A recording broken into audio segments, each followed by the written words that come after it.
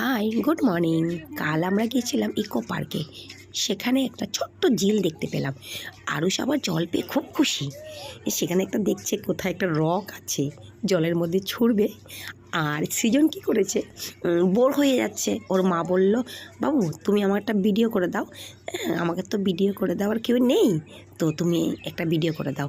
তো ও তো স্ট্যান্ড আর মোবাইল পেয়ে খুব হ্যাপি। আর আমি ভাবছি যে দেখি তো জলের মধ্যে কী কী মাছ আছে। একজনকে আমি জিজ্ঞাসা করলাম, ওখানে একজন বসা ছিল, যে কী কী মাছ আছে এখানে।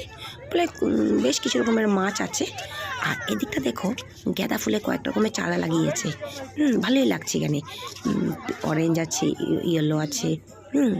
আর একটু আমি ভাবছি যে গেটটা এখানে খোলা ছিল, যদি একটু নিচে নামা যায়।